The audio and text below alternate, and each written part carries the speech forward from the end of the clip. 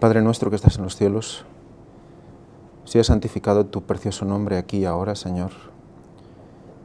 Invocamos la presencia de tu Santo Espíritu para que esté aquí, para que se hable a través de mí, para que no sea yo el que hable, sino tú, para que todas las personas puedan disfrutar, todos podamos disfrutar de la luz, de todo lo que nos quieres mostrar, y podamos ver lo importante de cada detalle, de todo lo que escribes en tu palabra.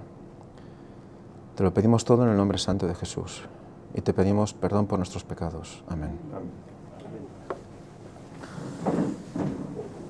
Feliz sábado a todos, bienvenidos. Vamos a continuar con la tercera parte del ciclo de cultos, que se titula De primavera a otoño. Vamos a ver que hay un camino a recorrer, y que hay una razón por la cual tuvimos que parar en primavera y conocer lo que conocimos. Vamos a ir viendo y recordando cosas que ya hemos hablado, y vamos a ir adentrando más en ese paralelismo entre lo que es las dos fiestas claves en este asunto, ¿no? Las fiestas de primavera, porque vamos a ver hoy más sobre las fiestas, no solo de la Pascua o del día de la Pascua, sino lo que viene después de ese día de la Pascua, y la fiesta de tabernáculos. Las podéis ver aquí, representadas por dos cuadrados rojos. La fiesta de Pascua sería en el mes de Abib, el primer mes del calendario, digamos, festivo o espiritual del judaísmo, de los hebreos, o de Dios, por eso el calendario de Dios en definitiva. Y el séptimo mes de Tishri, donde se celebra la fiesta de tabernáculos y otras fiestas más de otoño. Vimos que había un paralelismo, eso ya lo habíamos estudiado en otras conferencias, pero hoy vamos a ver un poquito más. Este es el cuadro que ya presenté el otro día, solo para que lo tengáis fresco, para que recordemos que realmente la muerte en la cruz nos lleva a la fiesta de tabernáculos, nos lleva a 2031, nos lleva al santuario, y por lo tanto hay una relación clara entre la primavera, Pascua 2031, y otoño, tabernáculos 2031. Vamos a seguir sobre esta línea, recordando lo que vimos el último día, que es que en la misma cena de Pascua nos llevaba a un momento del año muy interesante, que es la vendimia. Y la vendimia es ¿cuándo? En otoño, justo cuando se celebra la fiesta también de tabernáculos, porque de hecho es antes de que se celebre la fiesta ya tiene que estar todo recolectado, todo guardado en sus graneros, etc., ¿no? Por lo tanto, vemos que ese vino fresco, que tenía que beber nuevo con nosotros, lo bebería ¿cuándo? En su regreso. Pues vamos a seguir por este punto, y vamos a empezar por uno de los versículos más claros al respecto, y es que, ¿qué dice Cristo de sí mismo? Yo soy la vid. Solo con esta frase ya nos está diciendo, nos está mostrando a dónde tenemos que mirar. ¿Qué ciclo de cultivo tiene la vid? ¿Cuándo se recogen esos frutos? En ese septiembre-octubre, en ese otoño, ¿verdad? Yo soy la vid verdadera, y mi Padre es el labrador. Todo pámpano que en mí no lleva fruto, lo quita, y todo aquel que lleva fruto, lo limpia, para que lleve más fruto. Vosotros estáis ya limpios por la palabra que os he hablado. Permaneced en mí y yo en vosotros. Como el pámpano no puede llevar fruto por sí mismo, si no permanece en la vid, así tampoco vosotros, si no permanecéis en mí. Yo soy la vid, por segunda vez. Vosotros, los pámpanos. Luego veremos qué son los pámpanos también. Los sarmientos también, si recordáis. Esta palabra algunos pueden conocerla mejor por sarmientos. El que permanece en mí y yo en él, éste lleva mucho fruto, porque separados de mí, nada podéis hacer. Ya está planteando que una unidad, ¿verdad? Cristo es la vid, y los pámpanos que salen de la vid están unidos a la vid. Por lo tanto, Él es el centro, y todos los pámpanos alrededor de la vid forman ese conjunto que vimos también en la misma cena de Pascua. Cristo en el centro con todos sus apóstoles a su alrededor. El campamento con el santuario en el centro y todas las tiendas a su alrededor. Siempre es lo mismo, la unidad de Cristo y los suyos, la vid y sus pámpanos. La esencia también de la fiesta de tabernáculos. El que en mí no permanece es echado fuera como el pámpano y se seca, y los recogen y los echan en el fuego y arden. Por lo tanto, ya estamos viendo aquí, en relación con la vid, en relación con ese ciclo y en relación con esa vendimia, un fuego consumidor. ¿Cuándo se da ese fuego? Ese fuego se da en su venida, pero también se da de manera definitiva en el 3031, cuando baja toda la Nueva Jerusalén con los redimidos a la tierra 1000 años después. Y luego es cuando hay la resurrección de los impíos y hay ese fuego consumidor. Si permanecéis en mí y mis palabras permanecen en vosotros, pedid todo lo que queráis y os será hecho. Bueno, todos aquellos que han estado o han trabajado vid saben que hay unos sarmientos que se secan, los tienen que cortar y se queman, son de fácil quemar además. En esto es glorificado mi Padre, en que llevéis mucho fruto y seáis así mis discípulos. Esto es la vid, preciosa, ¿verdad? Tenemos los troncos, la vid. Las ramitas que salen de la vid, esas ramas más claritas, de color marrón más claro, los sarmientos, los pámpanos, esos somos nosotros. Y los frutos que cuelgan de los pámpanos es lo que hacemos, lo que nosotros vamos a mostrar a la gente, lo que nosotros vamos a vivir en nuestra vida como cristianos va a ser ese fruto. Y eso es lo que se va a recoger al final. Aquí tenemos una explicación más clara. El tronco sería la vid, los sarmientos serían las ramitas esas más largas, o los pámpanos, y el fruto, el racimo. Eso somos nosotros, el sarmiento. Vamos a seguir porque después de la Pascua, después de la cena de Pascua, que es el día 14, o era el día 14, en la oscuridad, en la noche, cuando empezaba a hacerse oscuro, que es cuando Cristo fue crucificado. Recordemos que durante 1500 años se había celebrado la muerte del Cordero en ese día, a esa hora, y es cuando Cristo muere en ese día, en esa hora, que está emulando o está siendo el antitipo del tipo. Luego ya no hay que volver a hacerlo más porque Él ya muere por todos nosotros una sola vez. Y eso sucede, y aquí lo veis, el 13 sería pues por la tarde, ahí tenemos la foto de la Santa Cena, no sé si lo podéis ver, queda un poco pequeño, pero se puede observar. El 14 a la tarde sería la muerte de Cristo, que recordemos cómo estaba asociado todo con ¿qué? Con esos tabernáculos, por esa unión, por esa vendimia a la que se hacía referencia. Vimos cómo la cruz también hace referencia aquí a eso, a la fiesta de tabernáculos 2031. O sea que vamos a ir viendo cómo la fiesta se va dando y ya va llevando en paralelo con la duración de la fiesta de tabernáculos. En los mismos días, a partir del día 15 en adelante. La fiesta de los panes sin levadura, que es la siguiente fiesta que celebraban, era justo al día después, del día 14, era a partir del 15, y eran del 15 al 21, fiesta de los panes sin levadura, que está dentro de unos días en paralelo como los días de tabernáculos, aunque el día de tabernáculos tiene un día más. El primer día de la semana de panes sin levadura, el primer día era fiesta, era Santa Convocación. En palabras de vida del Gran Maestro nos dice en la página 68, entre los judíos la levadura se usaba a veces como símbolo del pecado. Al tiempo de la Pascua, el pueblo era inducido a quitar toda la levadura de su casa, así como debía quitar el pecado del corazón. Por lo tanto, ya tenemos el significado de qué quiere decir panes sin levadura. ¿De acuerdo? Es eliminar el pecado es el símbolo de eliminar el pecado de tu vida. En el segundo día de las fiestas de panes sin levadura se hacía la fiesta de los primeros frutos. Justamente ahí en el día 16, ¿veis? En azul, el cuadrito azul, ¿de acuerdo? Pues resulta que en Cristo en su santuario nos explica qué quería decir esa festividad o esa celebración. Esos tipos se cumplieron no solo en cuanto al evento, sino también en cuanto al tiempo. Está hablando de la Pascua y tal. En el día 14 del primer mes judío, estaba hablando de la Pascua de la muerte de Cristo. En el mismo día y mes en que por 15 largos siglos el Cordero Pascual había sido inmolado, Cristo, después de haber comido la Pascua con sus discípulos, instituyó esa fiesta que debía conmemorar su propia muerte, como Cordero de Dios que quita el pecado del mundo.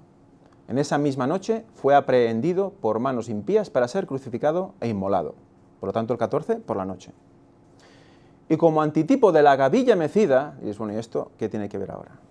Ahora lo veremos. Nuestro Señor fue resucitado de entre los muertos al tercer día. Las primicias de los que murieron.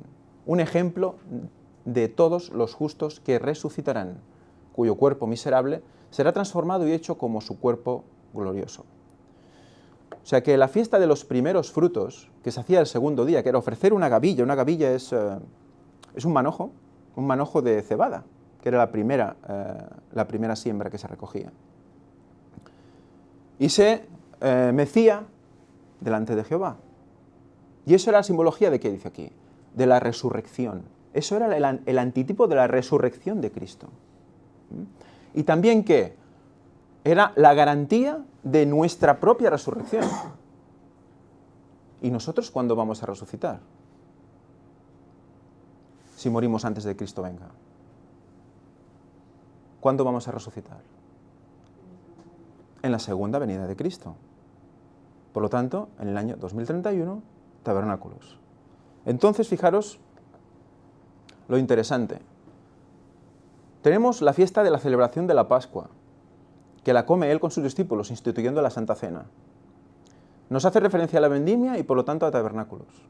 Y justo después tenemos la fiesta de panes sin levadura y primeros frutos, que nos habla de la resurrección sin pecado. ¿Qué es esto, señores? Hermanos, ¿qué estamos viendo aquí? La venida de Cristo y la resurrección de los muertos, en ese orden.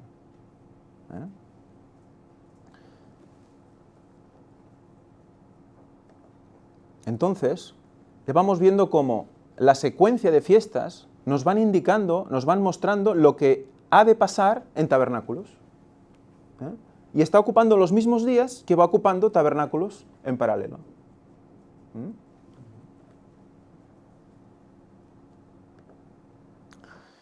Y ahora vamos a otra fiesta, la fiesta de Pentecostés. La fiesta de Pentecostés viene unos días después. Ahora veremos cuántos. También en primavera. Sabemos que en Pentecostés, si lo recordáis, hubo un derramamiento del Espíritu Santo.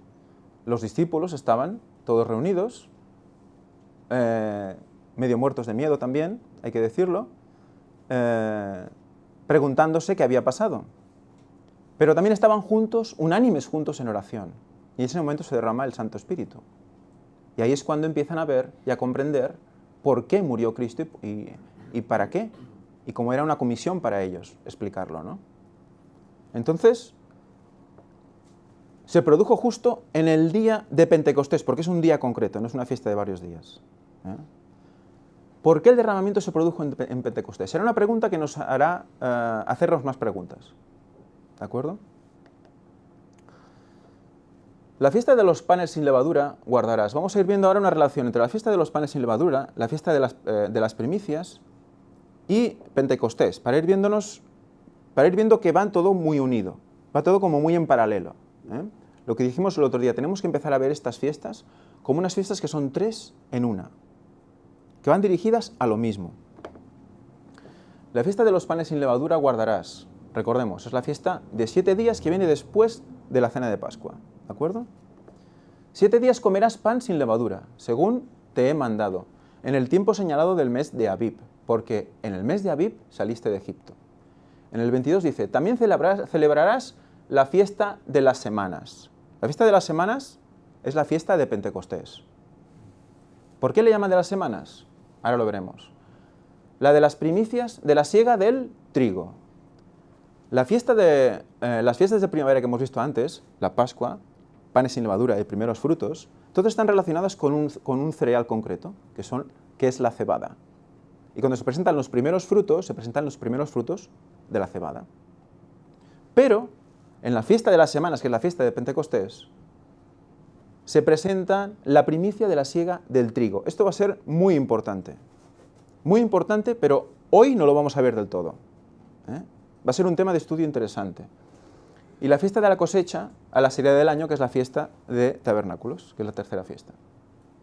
3 veces al año se presentará todo varón tuyo delante de Jehová el Señor, Dios de Israel. Porque yo arrojaré a las naciones de tu presencia y ensancharé tu territorio, y ninguno codiciará tu tierra, cuando subas a presentarte delante de Jehová, tu Dios, 3 veces al año.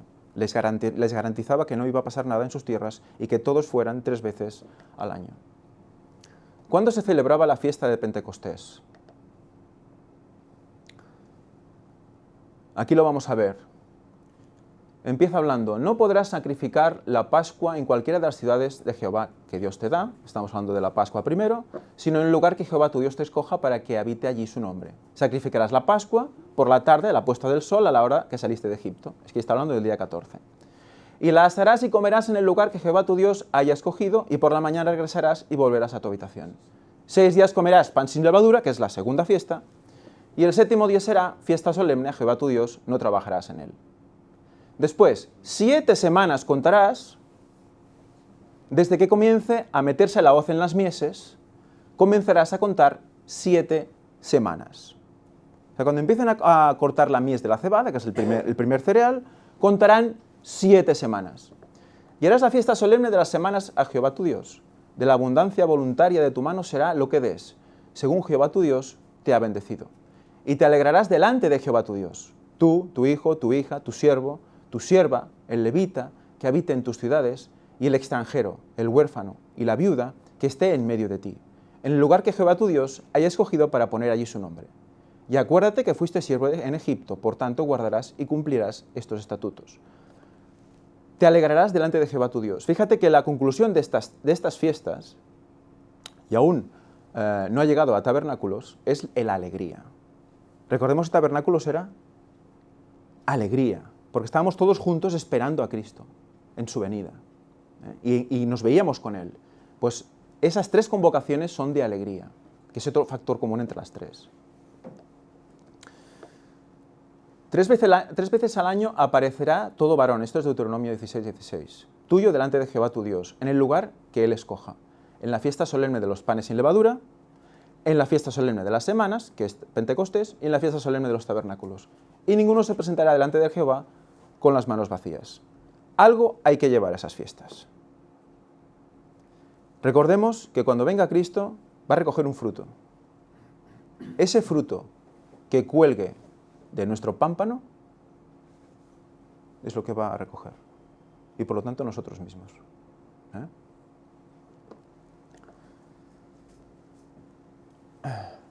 Vamos a analizar esta palabra, las semanas. Por eso cómo se define a la fiesta de tabernáculos. Perdón, a la fiesta de Pentecostés, estoy liando. La fiesta de Pentecostés, fiesta de las semanas. 7 semanas, recordemos, 7 semanas después de panes sin levadura. La palabra que recoge la palabra semanas en hebreo se llama Shavua. Esta palabra, propiamente participio pasado de otra palabra, como denominativo de otra palabra, literalmente hecho de 7. Es decir, una semana.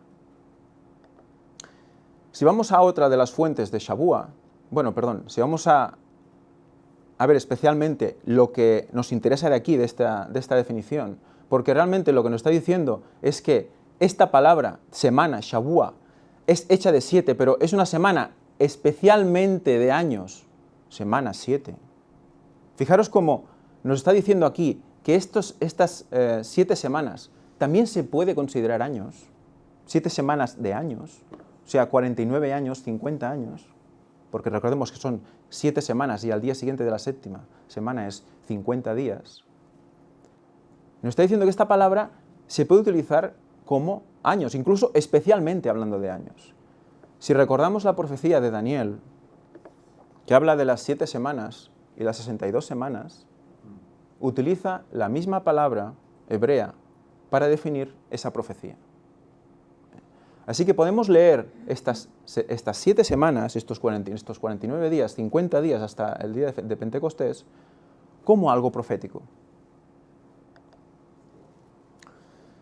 Además, en la otra raíz de esta palabra nos habla de estar completo. Hacerse 7 uno mismo, porque Shabbat también es la base del 7º día, el 7º.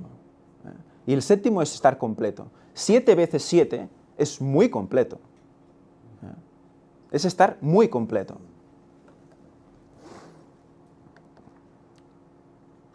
Y bueno, y viene de Sheva también, que evidentemente significa 7. ¿Y qué sabemos que pasa en la palabra de Dios en 50 días / años? ¿Qué hay en la palabra de Dios que dura 50 años? Jubileo, ¿verdad? Y contarás 7 semanas de años. 7 veces 7 años. ¿Lo veis paralelo a lo que hemos leído hace un momento? De modo que los días de las 7 semanas de años vendrán a serte 49 años. Entonces harás tocar fuertemente la trompeta en el mes séptimo a los 10 días del mes. El día de la expiación haréis tocar la trompeta por toda vuestra tierra. Y santificaréis el año 50 y pregonaréis libertad en la tierra de todos sus moradores. Ese año os será de jubileo.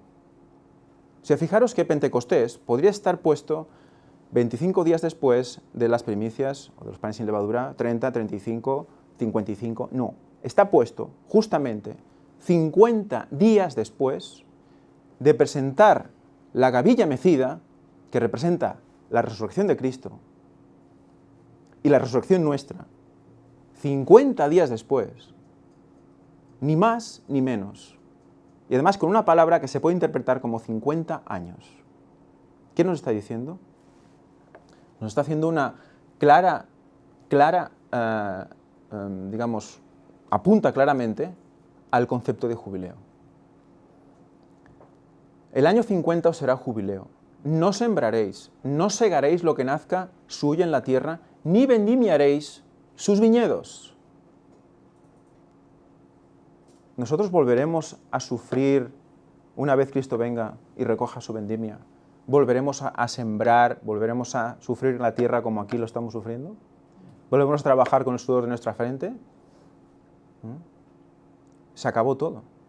Es una relación directa con la segunda venida de Cristo. Porque es jubileo. Santo será a vosotros. El producto de la tierra comeréis. En este año de jubileo volveréis cada uno a vuestra posesión. Volveremos otra vez al principio. Mejor que al principio. Como has dicho antes en la escuela sabática.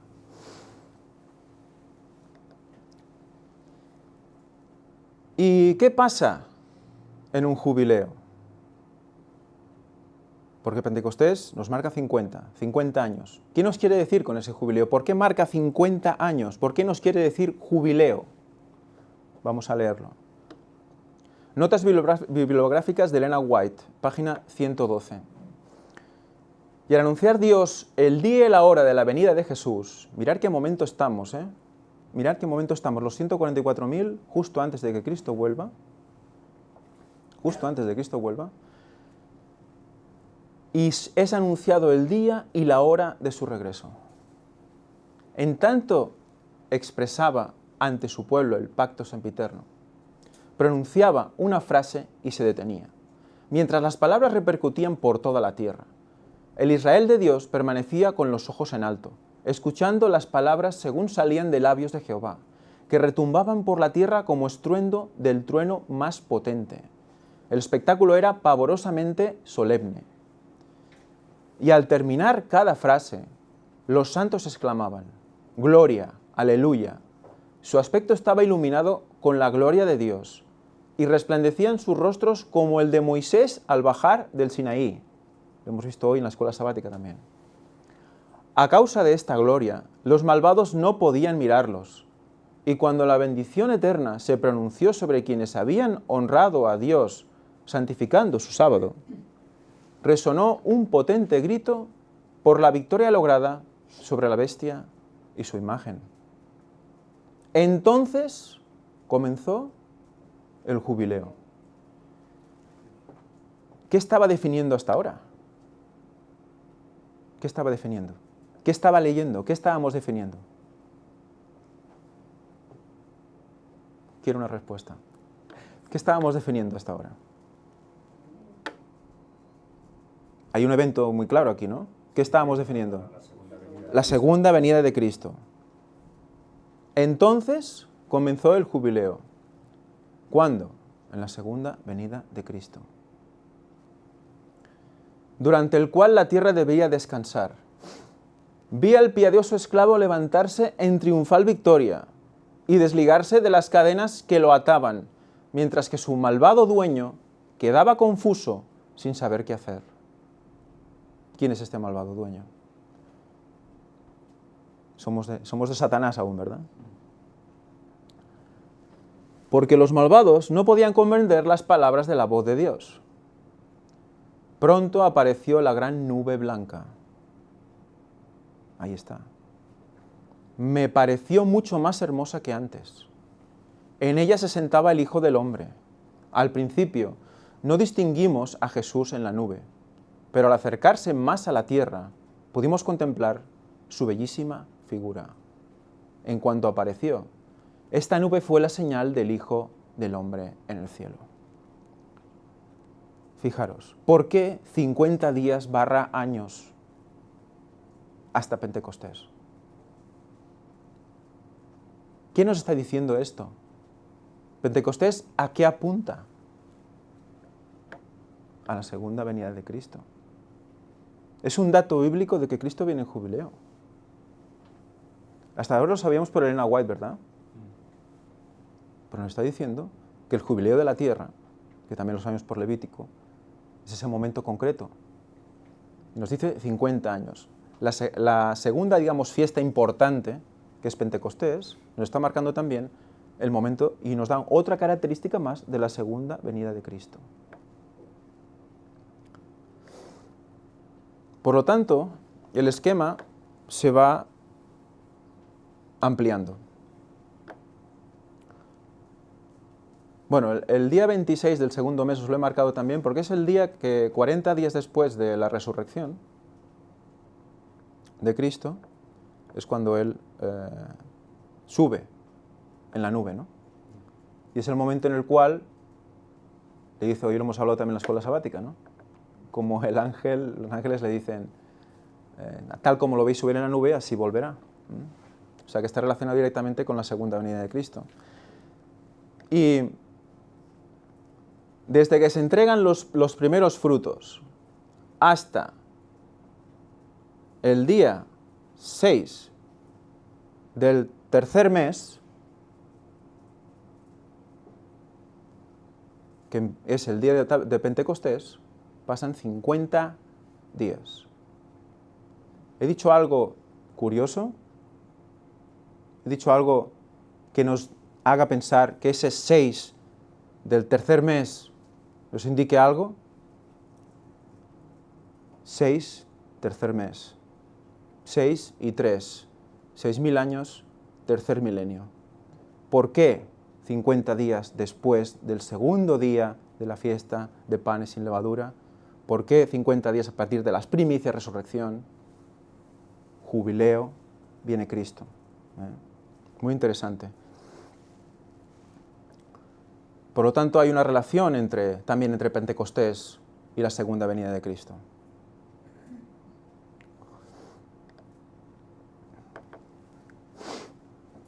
Antes de seguir hablando de Pentecostés, vamos a ver otro paralelismo. En Levítico 23, del 10 al 17, nos dice, habla a los hijos de Israel y diles, cuando hayáis entrado en la tierra que yo os doy y sequéis su mies, traeréis al sacerdote un homer por primicia de los primeros frutos de vuestra siega. Estamos hablando de la primicia, de los primeros frutos de vuestra siega. Ese día 16, ese segundo día de la fiesta de panes sin levadura, ese día es el que se presenta la gavilla. Y el sacerdote mecerá el homer delante de Jehová, para que seáis aceptos el día siguiente, de sábado la mecerá. Y aquí veis que he puesto de sábado, entre comillas, en los diferentes lugares. ¿De acuerdo? Es una traducción inexacta del texto. Y lo veremos porque, ¿por qué lo sé? Porque tenemos a Elena White. Porque tenemos a Elena White que nos lo aclara. Entre los mismos hebreos se discuten entre si es día de sábado o día de reposo o día festivo. ¿de acuerdo? Porque Shabbat se puede traducir como el Shabbat semanal, sábado de descanso semanal, se puede traducir como día de Santa Convocación, el día festivo, un día en el que no se trabaja, no se hace nada, ¿no? Los días de la fiesta, recordad que el primero del panes sin levadura es de Santa Convocación, y el de tabernáculos, el primero y el último, es Santa Convocación. En esos días no se podía hacer nada, no tenía que coincidir con sábado, simplemente es que no se podía hacer nada, era un Shabbat, ¿de acuerdo? Y además también se puede traducir como semana, por implicación. Eso lo podéis encontrar fácilmente. Entonces, cuando decían Shabbat también podía decir semanas, porque son 7, ¿no? ¿De acuerdo?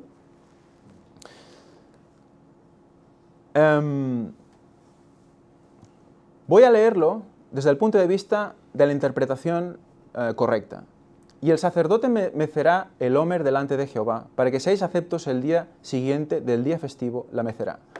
Ese día festivo, ese día, primer día de la fiesta de los panes sin levadura, era un día de Santa Convocación. Ese día nadie trabajaba, fuera sábado o no. Ese día nadie trabajaba. Al día siguiente se mecía la gavilla de cebada, ¿de acuerdo? Por lo tanto, son la fiesta de los primeros frutos. Es que es interesante que los conceptos los vayáis teniendo claros de qué es fiesta de panes sin levadura, 7 días. Segundo día de la fiesta de panes sin levadura es las primicias, un día. Se presenta la gavilla y a partir de ahí se cuentan 50 días para Pentecostés. ¿De acuerdo? Y el día que ofrezcáis la gavilla, ofreceréis un cordero de un año sin defecto en holocausto a Jehová. Su ofrenda será 2 décimas de efa de flor de harina amasada con aceite, ofrenda encendida a Jehová en olor gratísimo. Y su libación será de vino, la 4ª parte de un hin. No comeréis pan, ni grano tostado, ni espiga fresca, hasta este mismo día, hasta que hayáis ofrecido a Jehová, la ofrenda a vuestro Dios. Estatuto perpetuo por vuestras edades en donde quiera que habitéis. Y contaréis desde el día que sigue al día festivo, desde el día en que ofrecisteis el homer de la ofrenda mecida, 7 semanas cumplidas serán. Hasta el día siguiente de la 7ª semana contaréis 50 días. Entonces ofreceréis el nuevo grano a Jehová. Esa sería la interpretación correcta. En Biblias como Kadosh, o incluso la del 77, se puede ver cómo ya introducen este concepto.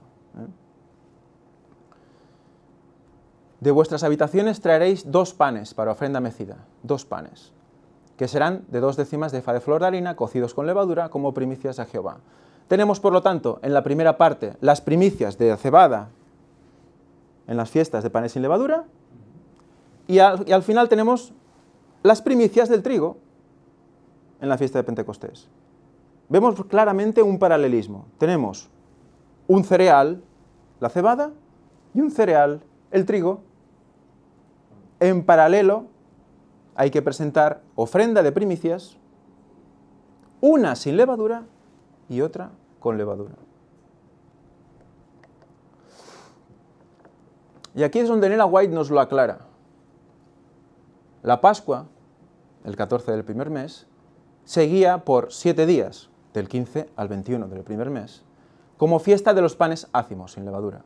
El primer día, 15 del primer mes, y el último, 21 del primer mes, eran días de Santa Convocación, esos Shabbat, ¿de acuerdo?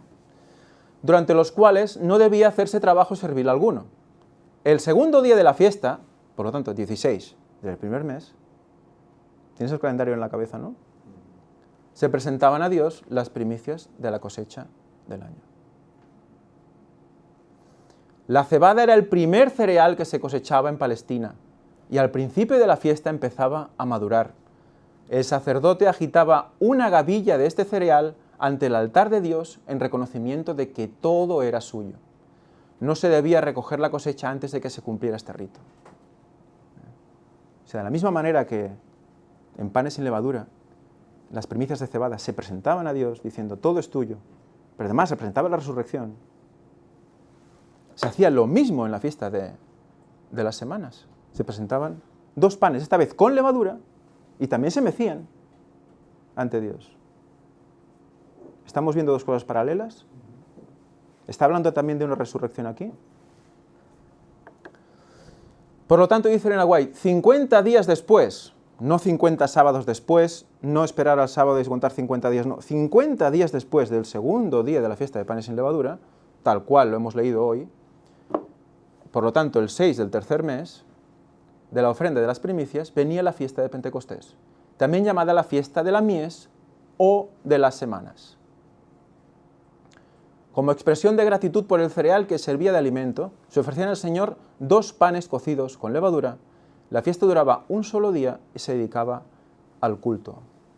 He subrayado varias cosas que no he comentado, pero las iremos viendo conforme vaya pasando el ciclo de conferencias.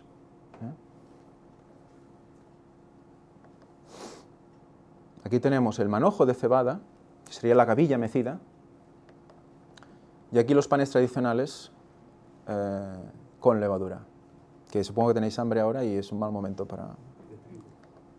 Ay, perdón, sí, de trigo. Con levadura de trigo. Y aquí el resumen general de lo que hemos visto. Cena de Pascua, muerte de Cristo, círculo, cuadrado verde, fiesta de los panes sin levadura, cuadrado azul, primicia de la cebada. 50 días, 50 años, jubileo, Pentecostés, que nos está apuntando también a la venida de Cristo. Lo he puesto en puntos suspensivos. ¿Por qué? Porque aún quedan cosas por enseñar importantes para comprender cómo la misma Elena White nos va a unir las dos fiestas de Pentecostés y tabernáculos. Ahora hemos visto Pentecostés como indicador, como señal de la segunda venida de Cristo, pero vamos a ver cómo también nos va a unir las dos cosas. Y vamos a quedar realmente sorprendidos, como las 3 fiestas tienen paralelismos intrusivos entre ellas. ¿Os recuerda algo esto? 3 en 1. Que el primero y el segundo tienen cosas en común, luego el segundo y el tercero también, y el primero y el tercero, y el segundo y el tercero. Y al final hay un mensaje que los une a los 3. ¿Recuerda algo esto? Vamos a ir viendo esto, porque tiene... Y la Trinidad, eso lo vimos la semana pasada. Pero el estilo de Dios siempre es el mismo. Cuando conocemos el estilo de Dios, de cómo presenta las cosas, 3 en una, relacionadas entre ellas, no sabes dónde empieza una y acaba la otra, y al final hay un mensaje final que los reúne a los 3, realmente lo ves las cosas de otra manera. Teníamos que parar en primavera para comprender un ciclo, un camino que recorrer y ver que todo apuntaba a un lugar de una manera que no vamos a poder rechazar. Aquí os presento el paralelismo ahora entre ¿qué? Entre Pascua, o sea, las fiestas de Pascua que hemos visto, panes sin levadura y primicias de la cebada, y Pentecostés, donde se presentan primicias, panes y gavillas se mecen, pero una es con levadura y la otra sin levadura. Vamos a estudiar esto también. No hoy. Aún nos queda por seguir contestando esta pregunta. ¿Por qué se celebra, por qué se derramó el Espíritu Santo a los 50 días de primeros frutos? Aún queda por acabar de contestar a esta pregunta. Vamos a ir viendo por qué. Y hemos relacionado Pentecostés con la segunda venida de Cristo, pero ¿tiene alguna relación Pentecostés con la fiesta de tabernáculos? Vamos a ver que es una relación hermosa. Una relación directa. Todas están unidas en uno, que es, ¿qué? La segunda venida de Cristo. Vamos a recorrer un camino hermoso.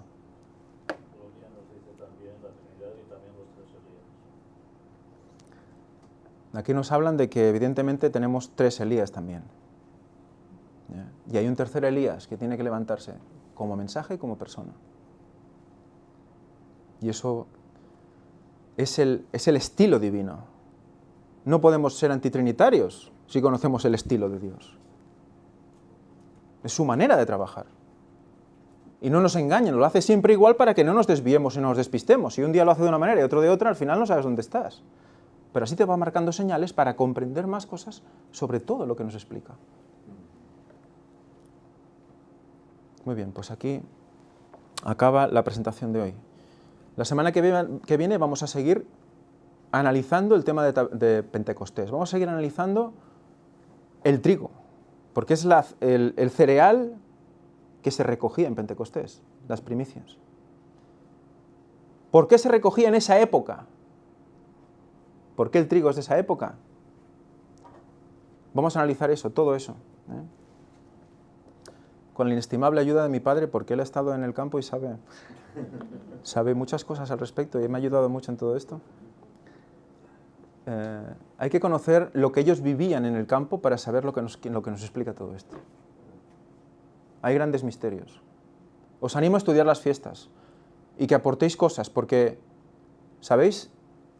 Aquí todos tenemos mucho trabajo, ya no solo en el ministerio, fuera del ministerio. Hay que sobrevivir, ¿no? Y todos los aportes son bienvenidos. Lo que presenté de la vendimia la semana pasada fue un aporte de una persona que cuando vio la conferencia dijo: vino nuevo, cuando lo beba nuevo con vosotros. Creo que es de México y de aquí le agradezco. Si no, no se hubiera podido seguir, yo no lo había visto. O sea que no es cuestión de esperar a ver qué pasa o qué se dice, sino que a veces se abre una caja, empiezan a salir cosas realmente increíbles, que ni tú mismo sabes de dónde salen, te agarras a eso porque ves que viene de Dios, pero mucha gente va a ver cosas seguro. Entonces os animo al estudio de estas fiestas, son realmente apasionantes. Vamos a acabar con una oración.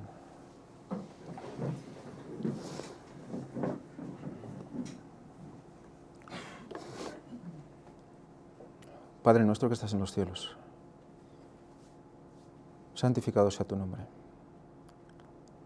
Señor, gracias por todo lo que nos presentas, lo que nos das, lo que nos facilitas, Señor. Ayúdanos a comprender. Necesitamos de tu palabra, necesitamos de tu Santo Espíritu, porque por nosotros mismos se nos escapan muchísimas cosas. Te pido que nos des humildad, que nos des sencillez y sobre todo sinceridad. Y que no inventemos, sino que cojamos lo que tú nos das y lo pongamos ahí delante. Y con total seguridad y fuerza y poder podamos hablar a los demás y entre nosotros, nuestros hermanos, para edificarnos como iglesia. Te pedimos todo esto en el nombre santo de Jesús y te pedimos perdón por nuestros pecados. Amén.